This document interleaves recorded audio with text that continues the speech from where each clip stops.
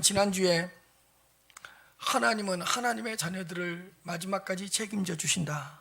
그리고 윗사람에게는 충성하고 아랫사람들에게는 은혜를 베푸는 요셉의 신앙에 대해서 살펴보았습니다. 오늘은 27절부터 계속해서 살펴보도록 하겠습니다. 이스라엘 족속이 애굽 고센 땅에 거주하며 거기서 생업을 얻어 생육하고 번성하였더라. 이스라엘 족속이, 야곱의 가족 70명이 애굽의 고센 땅에 거주하면서 거기서 생업을 얻었고 도리어 생육하고 번성하였더라.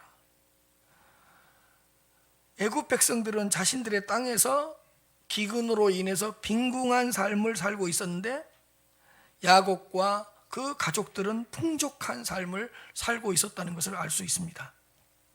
이 말씀을 통해 우리는 하나님은 하나님의 자녀들을 마지막까지 책임져 주신다는 것을 알 수 있습니다. 애굽의 고센 땅, 남의 나라 남의 땅이에요. 그런데 거기서 도리어 생업을 얻었고 생육하고 번성하였더라. 하나님은 하나님의 백성들을 먹이시고 입히시고 기르시고 마지막까지 책임져 주신다는 사실을 다시 한번 확인할 수 있을 것 같습니다. 애굽의 고센 땅으로 이주하게 하고 생업을 얻고 생육하고 번성하게 하셨다. 하나님의 특별하신 방법이었다는 걸 기억하시기를 바랍니다. 28절입니다.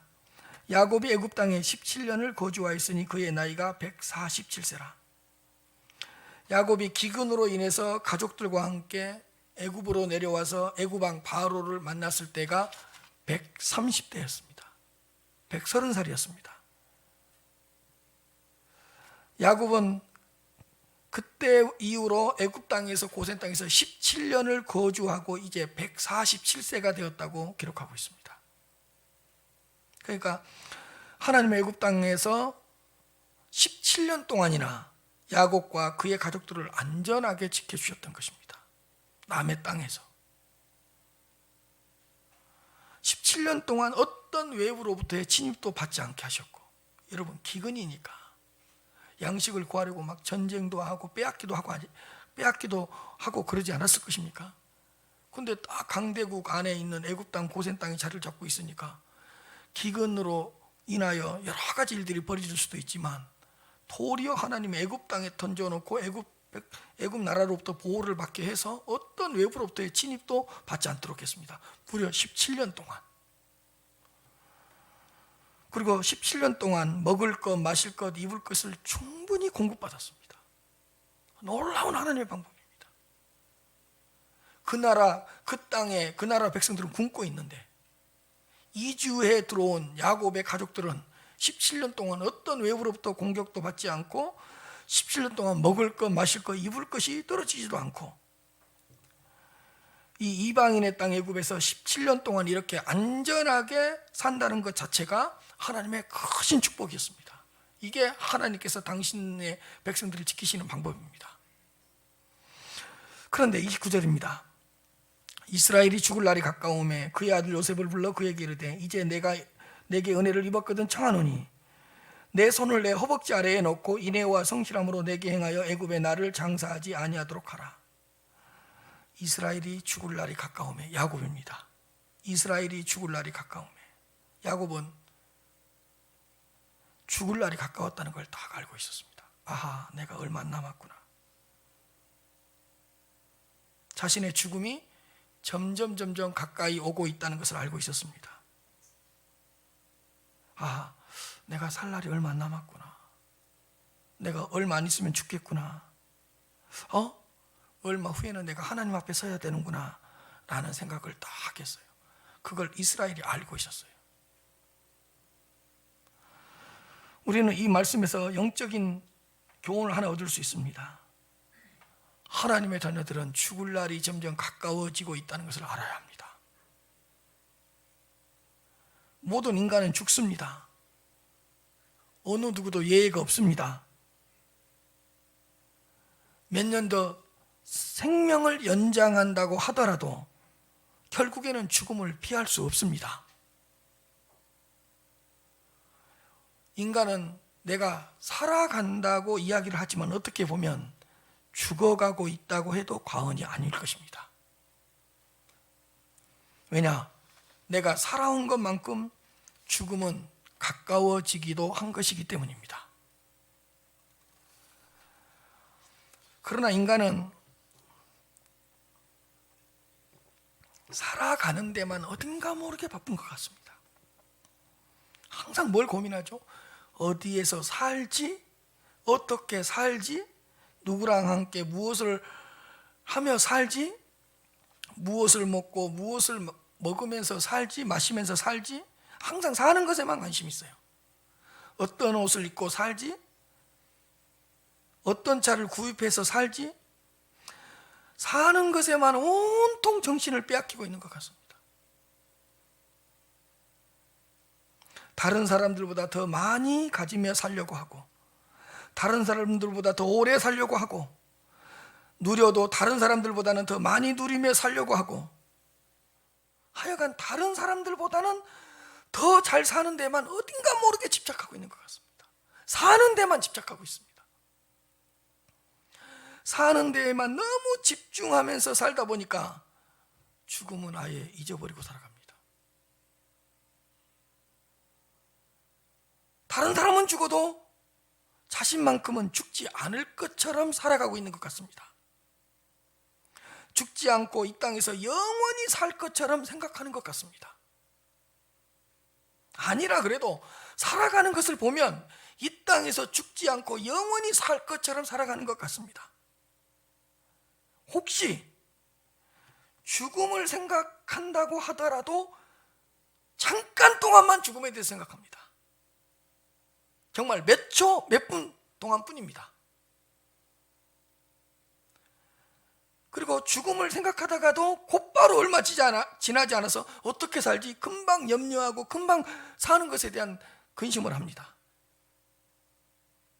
그러나 하나님의 자녀들은 항상 죽음이 점점 가까워지고 있다는 것을 생각하면서 살아야 합니다. 아, 내 죽음이 가까워지고 있구나. 이거 부정적인 겁니까? 아닙니다. 자신의 죽음이 가까워지고 있다는 것을 안다는 것은 복입니다. 그래야 죽음을 준비할 수 있습니다. 하나님의 자녀들은 날마다 하루에 한 번씩이라도 죽음을 의식하면서 살아가야 합니다. 왜요? 죽음에 대하여 생각하는 하나님의 자녀만이 나에게 주어진 삶을 조금 더 진지하게 살 수 있습니다. 죽음에 대하여 조금 더 깊이 묵상한 하나님의 자녀만이 삶을 조금 더 가치 있게 살아갈 수가 있습니다. 죽지 않는다고 생각하면 아무렇게나 살겠죠. 살 날이 많이 남았다고 생각하면 아무렇게나 살겠죠.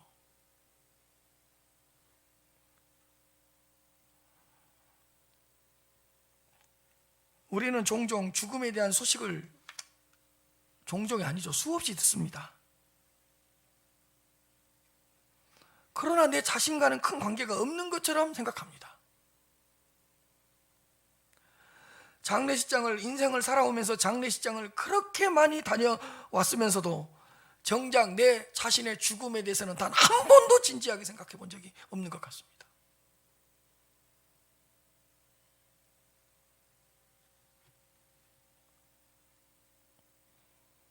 그러나 죽음이 가까워지고 있다는 것을 아는 하나님의 자녀들은 조금 더 하나님의 뜻대로 살아갈 수 있을 것 같습니다. 아, 내 죽음이 얼마 남지 않았구나. 자신의 죽음이 얼마 남지 않았다는 것을 인정하면서 살아가는 그 하나님의 자녀들은 조금 더 순종할 수 있고 조금 더 말씀대로 살아갈 수 있을 것 같습니다. 내가 살 날이 얼마 남지 않았다고 생각한다면, 죽음이 가까워지고 있다고 생각하면 조금 더 순종하고 조금 더 말씀대로 조금 더 하나님의 영광을 위해서 살아갈 수 있을 것 같습니다. 왜요? 죽은 후에는 하나님 앞에 서야 된다는 사실을 알고 있기 때문에 하루를 살아도 하나님을 기쁘시게 하면서 한 달을 살아도 하나님께 영광을 올려드리는 삶을 살 수 있을 것 같습니다. 이런 말이 있죠. 죽음 앞에 서봐야 뭐가 중요한지가 보인다. 그런 말이 있죠. 딱 죽음 앞에 서보면 뭐가 중요한 것이 다 보인다. 죽음 앞에 섰을 때 뭐가 중요한지 다 보이잖아요. 죽음 앞에서 뭐가 중요해요? 죽음 앞에서 돈이 뭐가 중요해요? 내가 죽는다는데. 죽음 앞에서 좋은 차가 뭔 소용이 있어? 내가 내일 죽는다는데.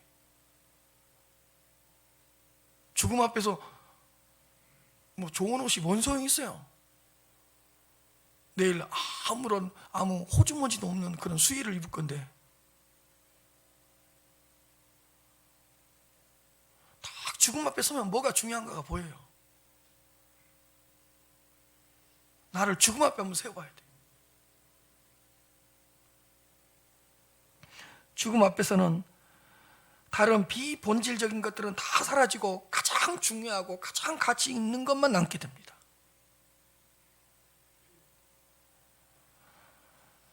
하나님을 더 잘 섬길 걸, 하나님을 조금만 더 잘 믿을 걸, 그때서야 보이는 거예요. 아이고, 내 남편 조금 더 사랑해 줄 걸, 미워한다고 해서 서로에게 좋을 것 없었는데, 아이고, 조금 더 먼저 용서할 걸, 아이고, 내가 먼저 이해해주고 안 싸울 걸, 아이고, 하나님 앞에 내가 조금만 더 순종할 걸, 아이고, 조금만 더 나누어 줄 걸, 죽고 살고 모았는데 이렇게밖에 안 되는데 이럴 거면 조금 더 나누어 줄 걸, 아니 하늘에 상급이라도 더 쌓아둘 걸, 시간이 있었을 때 예배를 한 번 더 저 달 드릴 걸. 죽음 앞에서 다 이런 거 후회해요. 이런 거 후회해요. 내가 그것을 못 먹어봐서 한이 맺힌다. 내가 그것을 못 입어봐서 내가 한이 맺힌다. 그런 거 후회해요? 아니잖아요. 내가 그 아파트에서 한번 250평 되는 운동장 같은 아파트에서 한번 살아보고 싶었는데, 하루 내내 뒹굴어봐도 도착하지 않는 그런 데서 한번 살아보고, 화장실 7개 있는 데서 한번 살아보고 싶었는데, 그래야지 내가 남편 몰래 숨어 있을 수 있었는데, 그런 거 후회해요? 아니잖아요. 더 사랑해 줄 걸, 더 용서할 걸, 더 기도 한 번 할 걸, 더 섬길 걸. 죽음 앞에서 이런 걸 후회하잖아. 왜? 죽음 앞에 서야지만이, 죽음 앞에 나를 세워볼 때만이 내가 무엇을 해야 되는지, 하나님을 어떻게 믿어야 되는지, 나한테 맡겨진 일을 어떻게 감당해야 되는지, 이런 것들이 보이잖아요.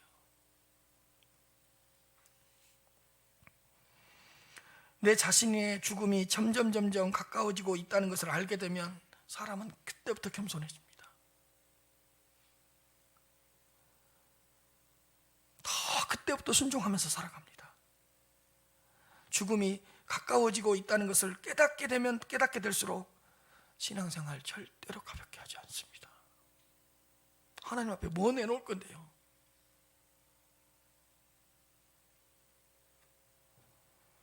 죽음이 가까워지고 있다는 것을 진지하게 생각하게 되면 죄 짓는 것을 쉽게 생각하지 않아요.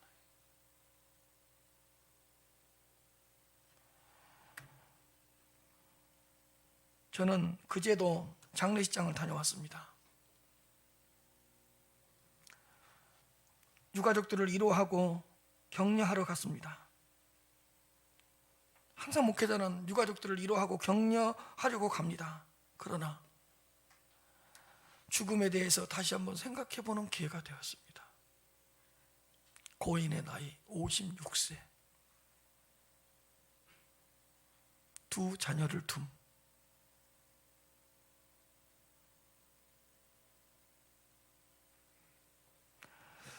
56년을 살다가 부르심을 받은 그 고인의 죽음은 내 삶에 대한 경고가 되었습니다.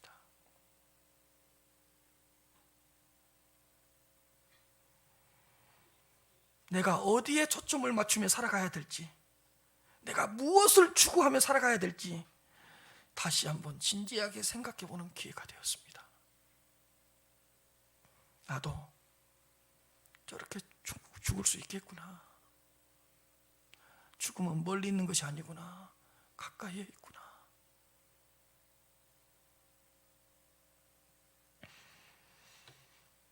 죽음이 점점점 가까워지고 있구나.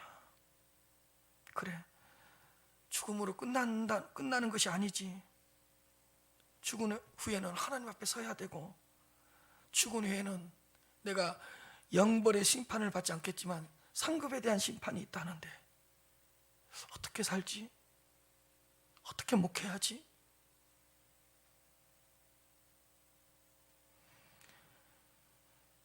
죽음에 대한 바른 관점을 가진다면 하루하루를 헛되게 살지 않고 하나님 앞에서 진정 하나님께서 인정하시는 삶을 살아가게 될 것입니다. 예수님은 항상 십자가의 죽음을 의식하면서 살아가셨습니다. 이 땅에 태어날 때부터 우리 주님은 당신은 십자가에서 죽으셔야 된다는 걸 알고 계셨습니다. 예수님은 이 땅에 태어날 때부터 언제, 어떻게, 어디에서 죽을지를 명확하게 알고 태어나셨습니다. 예수님은 항상 내가 어떠한 죽음을 맞이할 것인가, 어떻게 죽어야 될 것인가, 어디에서 죽어야 될 것인가, 언제 죽어야 될 것인가를 명확하게 알고 계셨기 때문에 그분의 삶은 거룩했고, 그분의 삶은 정결했고, 그분의 삶은 깨끗했습니다.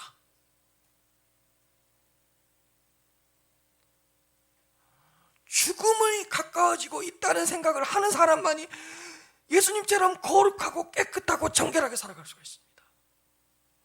요한복음 18장 32절입니다. 이는 예수께서 자기가 한 밑줄 그어놓으십시오. 어떠한 죽음입니다. 어떠한 죽음으로 죽을 것을 가리켜 하신 말씀을 응하게 하려 하십니다. 여러분, 어떠한 죽음이라는 이 단어를 왜 썼을까요? 여러분, 세상에는 죽음의 종류가 몇 가지죠? 수십 가지입니다. 어떤 사고, 질병, 천재지변, 어떤 인사, 넘어져서 일어나서 무너져서 빠져서 죽음의 종류가 수십 가지입니다. 근데 예수님은 자기가 어떠한 죽음으로 죽어야 되는지를 알고 있었어요. 나는 십자가 위에서 죄가 없지만 죄인들의 죄를 다 짊어지고 십자가 위에서 죽어야 돼. 이 어떠한 죽음을 알고 있었기 때문에 예수님은 거룩하고 깨끗하고 정결하게 사셨어요. 왜? 죄 짓다가 십자가 지면 구원 없잖아요. 아무렇게나 살다가 십자가를 진다고 우리에게 구원이 있습니까? 먼지만큼도 죄가 없으시다가 십자가를 지셔야지만 우리 구원의 역사가 이루어지잖아요. 그래서 요한복음 18장 32절에 뭐라고 기록되어 있냐? 어떠한 죽음이에요. 여러분, 제가 한 가지 묻겠습니다. 예수님이 교통사고 나서 죽었습니다. 우리한테 구원이 있습니까? 예수님이 질병이 걸려서 죽었습니다. 우리한테 구원이 있습니까? 없습니다. 예수님은 반드시 십자가에서 죄인들을 위하여 저주의 죽음과 형벌의 죽음과 죄의 대가를 치르는 그 죽음을 죽으셔야지만 우리에게 구원이 있습니다. 근데 죄가 없으신 분이 죽어야 되기 때문에 어떠한 죽음을 맞이해야 되는가를 알고 있었기 때문에 예수님은 거룩하고 깨끗하고 정결한 삶을 사셨습니다. 예수님은 사는 데 초점을 맞추는 것이 아니라 죽음에 초점을 맞기 때문에 그분의 삶이 거룩했던 것입니다.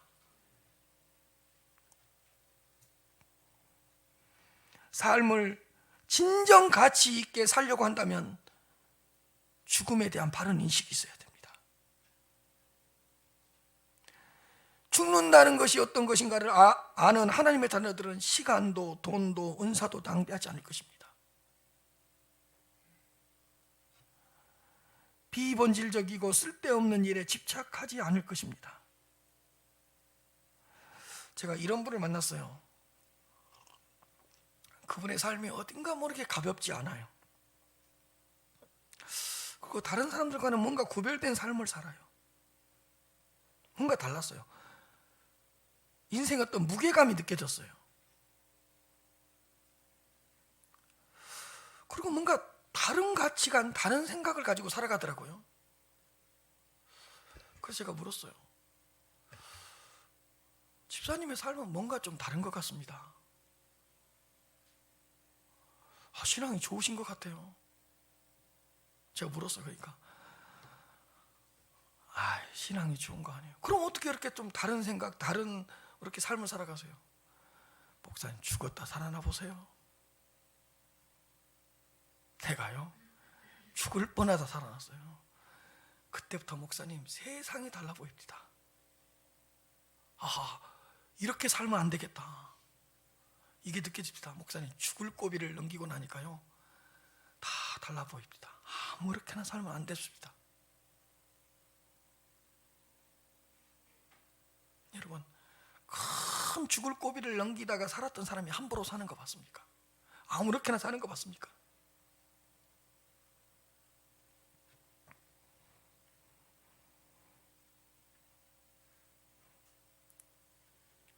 죽을 고비를 넘겼다가 딱 산 사람을 보십시오. 뭐가 중요한 것인가를 알기 때문에 내려놓을 것은 빨리 내려놓고 붙잡아야 될 것은 확실하게 붙잡으며 살아갑니다. 사랑하는 성도 여러분, 죽을 날이 점점 가까워지고 있다는 것을 생각하시면서 살아가시기를 바랍니다. 그러나 죽음이 가까워지고 있다고 해서 우울해하거나 너무 두려워하지는 마십시오. 하나님의 자녀들에게 있어서 죽음은 축복이기 때문입니다. 천국으로 들어가는 문이요 부활의 영광을 맛보기 위한 씨앗이기 때문입니다. 그러나 죽을 날이 더 가까워지고 있기 때문에 오늘 하루 더 하나님의 뜻대로, 오늘 이번 주 한 주 더 하나님을 기쁘시게 하면서 살아가시기를 바랍니다. 죽음이 점점 가까워지고 있잖아요. 하나님 앞에 서야 될 날이 가까워지고 있잖아요. 하나님 앞에 서게 될 그날을 생각하면서 조금 더 경건하게, 조금 더 거룩하게, 조금 더 큰 믿음으로. 얼마나 있으면 죽을 건데 왜 그렇게 미워해요? 미워한다고 뭐가 달라져요? 용서하지 않는다고 뭐가 달라져요? 하나님 앞에 딱 서게 될 일을, 네가 용서하지 못할 사람을 용서한 거 내가 알아, 칭찬드려야 될 거 아니에요? 정말로 그 사람한테 돌을 던져도 괜찮은 사람인데 네가 돌을 내려놨잖아. 칭찬드려야 될 거 아니에요? 야곱도 자신의 죽음이 가까워지고 있다는 것을 정확하게 알고 있었습니다. 그러면서 야곱이 이렇게 이야기합니다. 그의 아들 요셉을 불러 그에게 이르되 이제 내가 내게 이런 애를 입었거든 청하노니 내 손을 내 허벅지 아래에 놓고 인애와 성실함으로 내게 행하여 애굽의 나를 장사하지 아니하도록 하라. 자신의 죽을 날이 다 가까워지는 걸 알게 되자 야곱은 그의 아들 요셉을 불러서 이렇게 이야기합니다. 내가 내게 은혜를 입었거든 네 손을 내 허벅지 아래에 넣어라. 이 허벅지 아래에 넣으라는 말은 어떤 중요한 것을 약속하거나 맹세할 때 그 당시에 취하는 그런 행동이 있어. 우리 요즘 말로 말하면 뭘 걸죠? 우리요? 손가락 거는 것과 같아요. 그 당시에는 허벅지 아래 딱 놓고 맹세했어요. 어떤 생명의 힘이 거기 있었다고 생각했는가 봐요. 그러면서 뭐라 그러냐? 인애와 성실함으로 내게 행하여 한 가지 부탁을 하나 들어주라. 애굽의 나를 장사하지 않았으면 좋겠다. 자신을 애굽 땅에 장사하지 말라는 거예요. 그러면서 30절입니다. 내가 조상들과 함께 눕거든 너는 나를 애굽에서 배우다가 조상의 묘지에 장사하라. 요셉이 이르되 내가 아버지의 말씀대로 행하리이다. 내가 조상들과 함께 눕거든. 딱 아는 거라니까요. 내가 죽을 날이 얼마 안 남았다는 것을.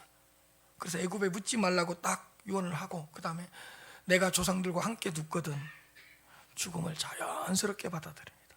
죽음에 대한 어떤 공포나 어떤 두려움도 없습니다. 내가 조상들과 함께 눕는다고 말하잖아요. 내가 눕거든. 너는 나를 애굽에서 배우다가 조상의 묘지에 장사해라. 이것이 야곱이 요셉에게 하고 싶었던 말이거든요. 다시 반복하고 있습니다. 애굽 땅이 아니라 조상들의 묘지가 있는 가나안 땅에 나를 장사해라.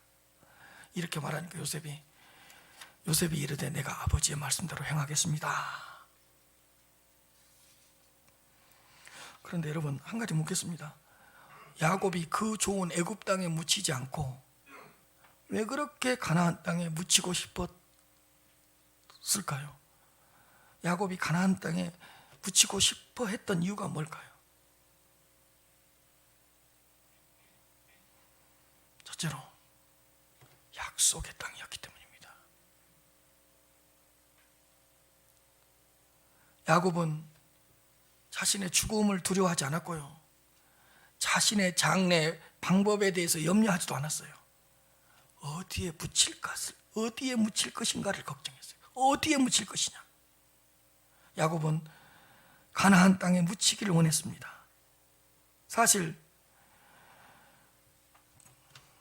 여러분, 야곱이 묻힐 수 있는 좋은 땅은 어디가 많았죠? 애굽이잖아요. 근데 애굽의 좋은 곳이 아닌 약속의 땅이었던 가나안 땅에 묻히기를 원했습니다. 사실 야곱이 요셉을 불러놓고 이렇게 이야기하면 끝나는 거 아니에요. 요셉아, 네가 총리지, 네 고난이 많지, 애굽의 좋은 땅, 햇빛이 드는 땅이 어디냐? 내가 죽을 날이 얼마 안 남은 것 같다. 뭐 내 묘지가 얼마나 차지하겠냐, 애굽 땅이 이렇게 거대하고 큰데 나를 좀 거기다 묻어주라. 이렇게 말하지 않았다는 거예요. 요셉한테 부탁만 했다면 애굽의 좋은 땅에 묻힐 수도 있었을 것입니다. 그러나 야곱은 그 어떤 것도 요구하지 않고 믿음의 조상들이 묻혀있는 가나안 땅에 묻히기를 간절히 원했습니다. 여러분, 사실 야곱은 애굽에서 풍족한 삶을 살고 있었지만 항상 가나안 땅을 사모하고 있었습니다. 그 약속의 땅. 기근으로 인해서 피치 못하게 가나안 땅을 떠날 수밖에 없었지만 약속의 땅을 항상 사모하고 약속의 땅을 항상 바라보고 있었습니다. 왜요? 가나안 땅은 하나님께서 허락하신 약속의 땅이었기 때문입니다. 죽음이 가까웠다는 것을 알게 된 야곱은 약속의 땅 가나안 땅에 묻어달라고 유언을 했습니다. 하나님께서 허락하신 약속의 땅을 귀하게 여기는 그 야곱의 신앙을 본받읍시다. 여러분, 야곱이요, 가나안 땅에 다 묻히기를 원한다고 하면서 후손들과 요셉에게 약속의 땅의 중요성을 다시 한번 각인시켰던 거예요. 야, 너희들이 있어야 될 곳은 이 애굽 땅이 아니라 가나안 땅이야. 내가 어디에 묻힐 것인가를 딱 통해서 후손들에게 신앙 교육을 했던 것이야. 야, 너희들 지금 애굽 땅에서 외부로부터 어떤 침입도 없고 먹을 거 마실 거 입을 거 충분하지. 여기서 자리 잡을 생각하지 마. 아무리 외적인 조건이 풍부해도 약속의 땅이 중요한 거야. 이걸 가르쳐 주려고 나를 약속의 땅에 묻어달라 그런 거예요.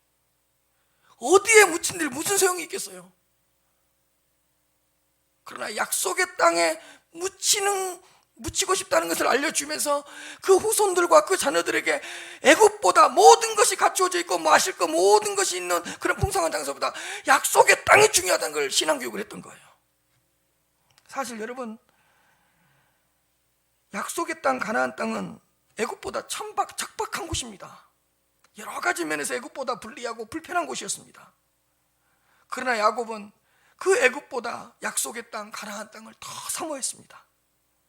열악한 땅이었지만, 눈으로 보기에는 불편한 곳이었지만 가나안 땅은 하나님께서 주신 약속의 땅이었던 것입니다. 얘들아, 너희들이 비록 지금은 애굽 땅에 거하고 있지만, 그래, 이곳에서의 삶이 부족함이 없는 줄 안다. 그러나 이곳은 너희들이 영원히 거할 곳이 아니다. 얘들아, 부족함이 없는 삶을 사는 것보다 더 중요한 게 뭔지 아냐? 하나님의 약속을 붙잡고 사는 것이 더 중요하다. 이걸 가르쳐 주는 거예요. 애굽 땅에 살되 애굽의 삶에 길들여지지 말라는 거예요. 하나님의 백성들은 약속의 땅에 거주해야 한다는 것을 야곱이 알려준 것입니다.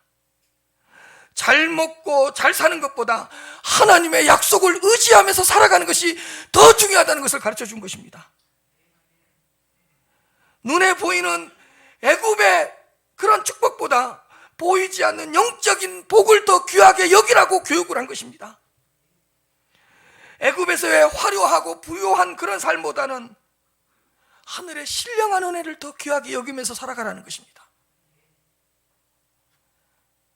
그 약속의 땅에서 이루어질 하나님의 뜻, 약속의 땅에서 이루어질 하나님의 계획, 약속의 땅에서 이루어질 하나님의 구원을 더 귀하고 복되게 여기라는 것입니다.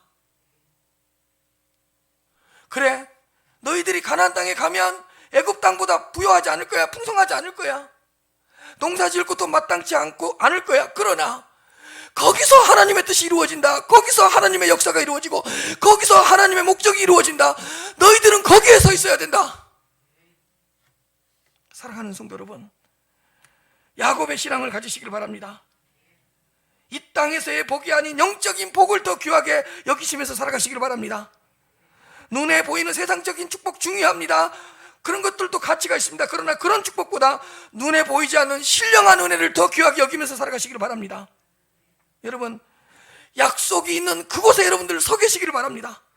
하나님의 뜻하심이 있는 그곳에 서 있기를 원합니다. 하나님의 기뻐하심이 있는 곳, 하나님의 계획이 있는 그곳에 여러분들은 항상 자리를 잡으십시오. 그곳에 항상 서 계십시오. 뜻하심이 있는 그곳, 약속하심이 있는 그곳, 계획하심이 있는 그곳에 여러분들이 서 계시기를 바랍니다. 구원과 영생, 하나님의 자녀됨, 성령의 내주하심, 말씀의 능력을 경험하는 것, 하나님의 약속, 하나님의 함께하심, 하늘의 신령한 은혜, 이런 것들을 더 귀하게 여기시기를 바랍니다. 그게 약속의 땅에서 이루어진 거였어요. 야곱이 가나안 땅에 묻히기를 원했던 이유는 약속의 땅이었기 때문이에요. 두 번째로, 천국에 대한 모형이기 때문입니다. 가나안 땅이 천국에 대한 모형이었기 때문에 야곱은 가나안 땅에 묻히기를 원했습니다. 야곱은 영원한 안식과 영원한 축복이 될 약속의 땅 가나안을 원했습니다. 한마디로 가나안 땅을 통해서 천국을 바라보았고 가나안 땅을 통해서 천국에서의 삶을 소망했던 것입니다. 여러분, 가나안 땅은 그리스도 안에서 누리는 안식, 평화, 의, 그리스도 안에서 누릴 수 있는 축복, 그리스도 안에서의 영생, 그리스도 안에서의 구원을 의미합니다. 가나안 땅은. 그러므로 가나안 땅으로 이동시켜달라는 것은 단순한 지리적인 것을 의미하지 않고 가나안 땅에서 누릴 영원한 축복과 영원한 삶을 의미했던 것입니다. 야곱은 자신의 후손들과 요셉에게 애굽에서의 삶이 아니라 가나안 땅에서의 삶을 바라보겠습니다. 가나안 땅을 통해서 영원한 삶, 영원한 복락이 있는 천국을 바라보게 했던 것입니다. 가나안 땅에서의 영원한 안식과 평화를 통해서 천국에서의 영원한 안식과 영원한 평화를 꿈꾸게 했던 것입니다. 요셉은 아버지 야곱이 유언한 대로 야곱이 죽은 후에 조상들이 묻혀있는 가나안 땅에 막벨라 굴에 장사를 합니다. 다 바로에게 부탁을 합니다. 바로의 신기를 거느릴 수 있어요. 우리 땅에 묻힐 곳이 없어서 그곳까지 가서 장사를 지낸다는 말이냐 네가? 근데 딱 부탁을 해요. 내 아버지를 가나안 땅에 가서 장사할 수 있도록 도와주십시오. 그래서 결국에는 아버지 야곱은 가나안 땅에 묻히게 되었습니다. 사랑하는 성도 여러분, 오늘날 우리에게 있어서 가나안 땅은 어디입니까? 천국입니다. 여러분, 천국이 있습니다.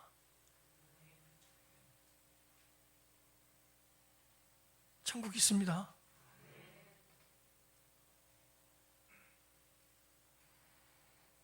천국이 있다는 것을 확신하면서 살아갈 수 있어야 돼요.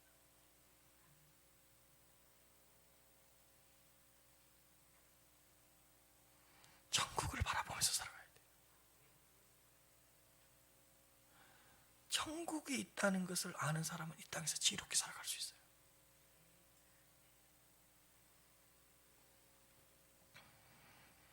천국에서의 영원한 삶, 영원한 안식, 영원한 평화, 영원한 구원을 묵상하시면서 살아가시기를 바랍니다. 하루에 한 번씩 죽음을 생각하고 다 천국을 생각하십시오. 이 땅에서의 삶이 전부가 아닙니다.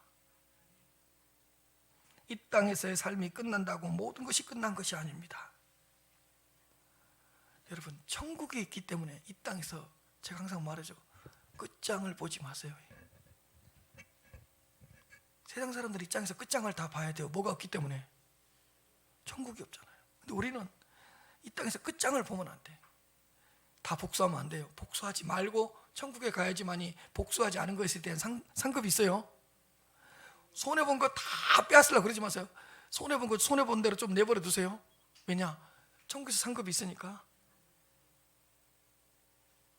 그 미워할 사람 다 미워해버리면 어떻게 돼요? 그럼 네가 미워할 사람을 용서해도 어떻게 상급 받을래요? 천국이 있잖아요. 모든 것을 결산할 천국이 있다는 것을 기억하시면서 살아가시길 바랍니다. 다른 데 소망 두지 말고 어디에 소망을 두자고요? 천국에 대한 소망을 둡시다. 목회가 뭐죠? 천국을 보여주는 거예요. 제 삶으로. 우리 목사님은 보면 천국이 있는 것 같아. 세상에 대한 미련이 별로 없어. 이걸 보여주는 게 목회지. 우리 목사님 보면 천국이 없다니까. 저거 봐, 다 가지려고 하고 다 먹어보려고 하고. 목회자가 천국을 보여줘야 될 거 아니에요. 저분은 이렇게 넓지. 천국이 있으니까 그러는 거 아니야. 이런 말을 들어야죠. 저거 봐봐, 다 가지려고 그래. 왜? 천국이 없으니까. 그럴 거 아닙니까? 목회자는 뭐예요? 천국을 보여주는 거잖아요. 저 목사님은 왜 그렇게 욕심이 없어? 천국이 있으니까 이걸 보여줘야지. 제가 죽을 때도 우리 목사님 봐라, 어떻게 저렇게 평화와 안식이 있지? 제가 천국하고 뚱딱 감아버려야 돼. 천국을 보여줘야 될 거 아니에요. 천국을 보여주지 못하면 뭐가 목회자예요? 이거예요? 내가 기도했던 이 땅에서 다 받고 내가 순종했던 이 땅에서 다 누리더라, 이걸 보여주는 게 목회자예요? 아니에요. 우리 목사님은 기도했는데 몇 가지를 못 받았대. 근데 자랑스러워하더라. 왜? 그러니까 천국에서 받겠지. 목회자는 천국을 보여주는 사람이에요. 여러분, 제 목회 가운데 천국을 보시기를 바랍니다. 마지막으로 31절입니다. 야곱이 또 이르되 내게 맹세하라 하며 그가 맹세하니 이스라엘이 침상머리에서 하나님께 경배하니라. 아주 감동적인 장면입니다. 야곱이 요셉에게 맹세까지 시켰습니다. 그러니까 가나안 땅에 묻힌다는 것이 얼마나 중요하다는 것을 요셉에게, 후손에게 가르쳐 주는 거예요. 맹세를 통해서 가나안 땅을 사모하고 있는가를 정확하게 이렇게 가르쳐 주었던 것입니다. 보이지 않는 영원한 축복이 얼마나 귀한 것인가를 다시 깨닫게 했던 것입니다. 다 요셉이 맹세하자, 보세요, 이스라엘이 있는 힘을 다해서 침상머리에서 하나님께 뭐라고요? 감동적이지 않습니까? 자기의 마지막 남은 힘을 어디에 쏟아붓죠? 침상머리를 붙잡고 거기에 엎드려서 하나님 감사합니다, 하나님 고맙습니다, 침상머리를 의지하고 하나님께 경배하니라. 마지막 순간까지 하나님을 붙잡고 있잖아요. 마지막 남은 힘, 마지막 남은 그거 하나까지 하나님을 경배하잖아요. 침상머리에서. 어떤 분은, 어떤 해석은 그래요. 침상에 올라갈 힘이 없어서 침상 아래에 엎드려서 하나님께 경배했다고 기록되어 있어요. 왜요? 이 모든 것이 하나님의 은혜였음을 고백한 것입니다. 내가 마지막 순간까지 가나안 땅을 사모한 것도 하나님의 역사였고, 요셉이 그렇게 해주겠다고 맹세하는 것도 하나님의 은혜였다. 그 하나님의 은혜가 너무 커서 침상머리에서 마지막 있는 힘을 다해 하나님께 경배했다. 얼마나 아름다운 모습이에요. 여러분들은 마지막 침상머리에서 뭐 하실래요?